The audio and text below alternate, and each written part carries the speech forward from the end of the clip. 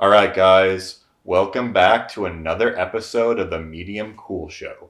Today, we're going to be talking about a movie from 2015 directed by Paul McGuigan. And that film is Victor Frankenstein. We shall create a life out of death. It's alive. Do you realize how significant this is? Oh, I have an inkling. Written by Max Landis. Yeah, the one and only Max Landis. Yeah, You dude. might know as the son of John Landis and the writer of Chronicle, Yeah. which is pretty good. What else did he make? Bright? Oh, yeah. Yeah. He wrote, yeah. No.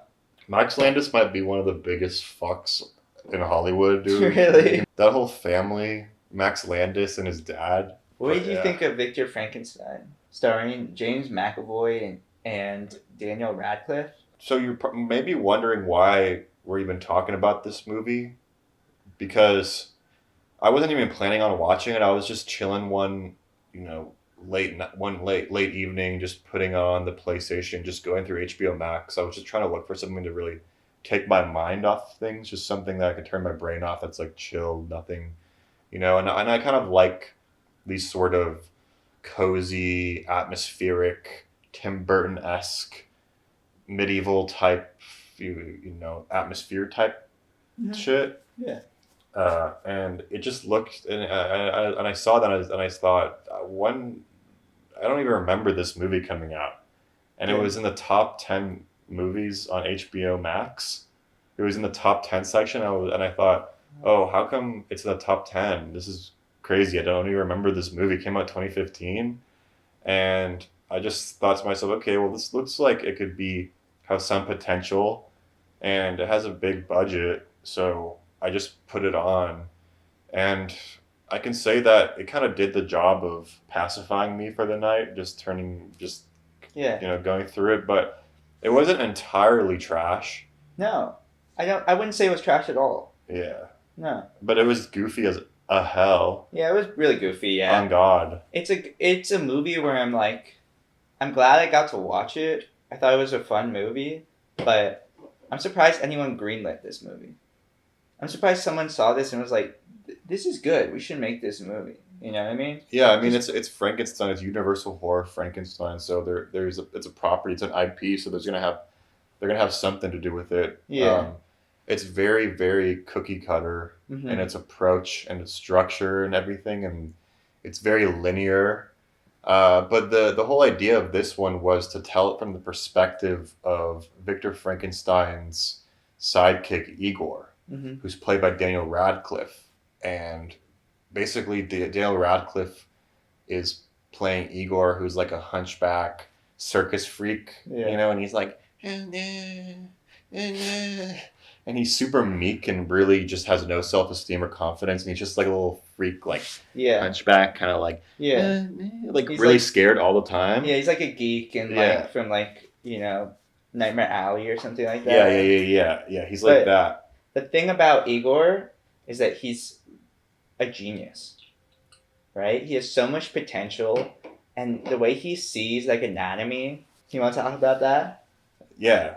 So he in his free time when he's not doing the circus, he's really studying anatomy, and he knows everything about it. He knows about the human form, the human body, everything, and he draws like these pictures of anatomy, and he can see they do this effect in the movie where he's narrating everything, what's going on and who he is, and just the entire setup, and then he'll see this one girl he has a crush on that also has a crush on him, Mhm. do some trapeze thing, and he'll imagine the anatomy drawn on her as it'll be like a drawing of her insides of her anatomy and what every part is, and it has like this Sherlock Holmes, Yeah. Guy Ritchie effect to it, and this movie was definitely trying to do that sort of Yeah. modern take of the Guy Ritchie Sherlock Holmes. Definitely inspired by Guy Ritchie, Sherlock Holmes for sure. Yeah.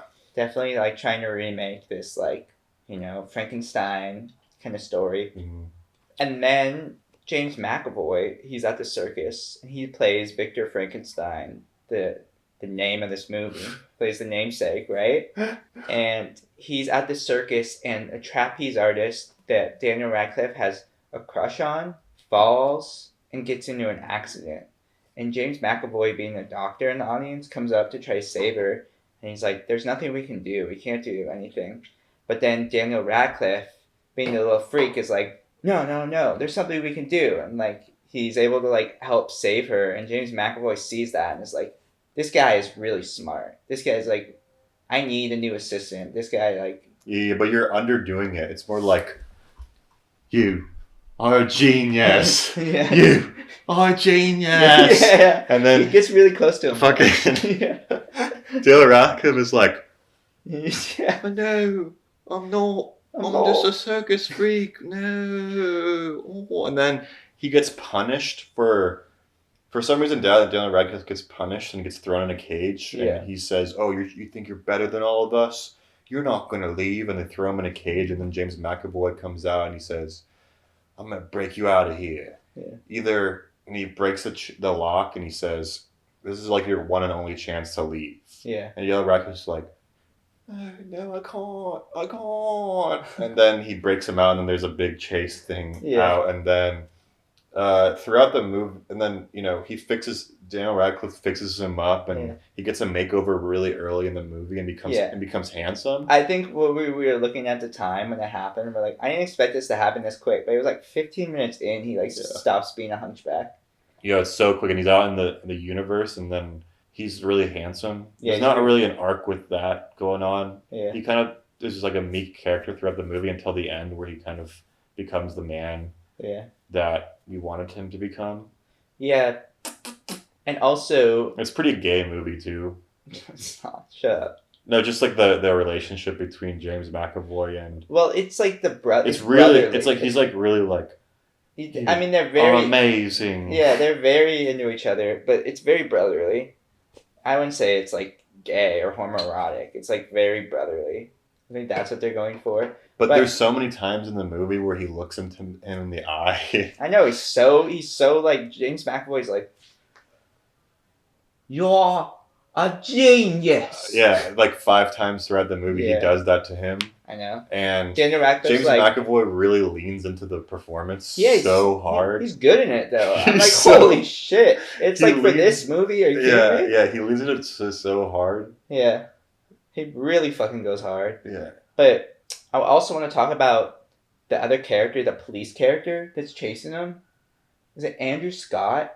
Is the actor, and Callum Turner? Oh yeah, Callum Turner, dude. For some reason, Callum Turner has managed to find himself into so much big budget mid throughout his whole career.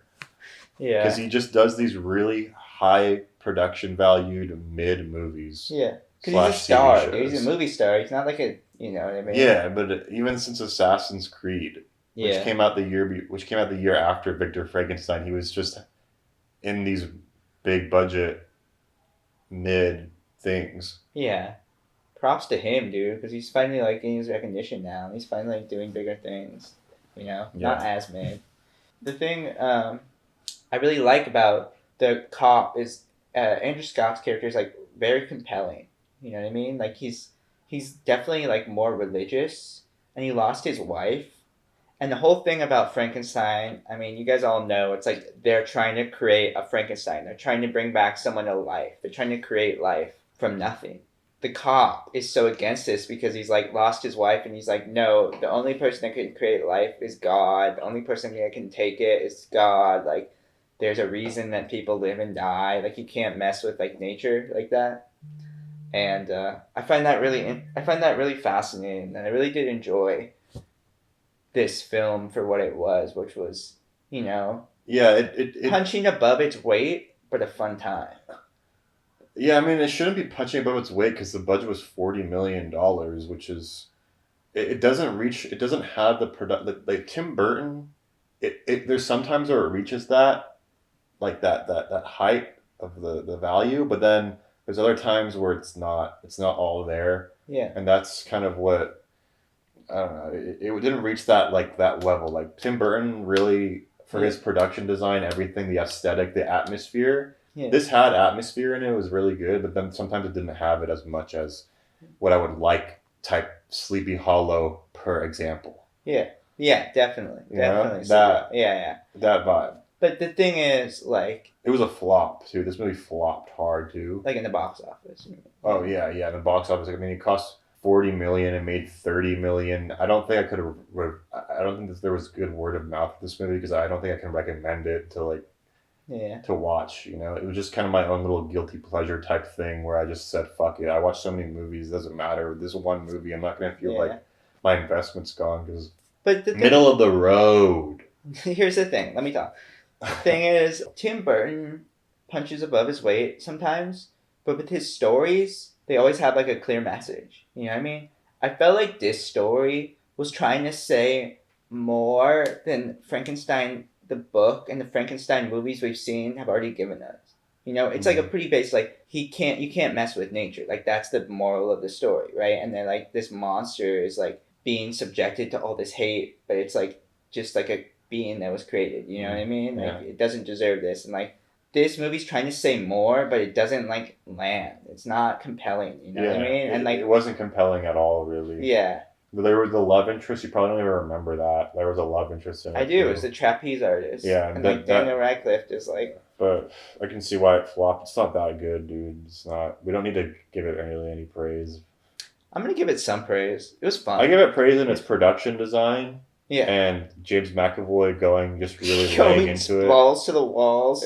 Committed. It was so mid that it was surprising how mid it was. It was so just generic that I was actually flabbergasted by its genericness in this sort of form. That's what I would say. I enjoyed it simply because I was like, oh, what are you watching tonight? Oh, you're watching Victor Frankenstein? Yeah. Felix Christensen, the horror cannibal expert, is watching Victor Frankenstein from 2015.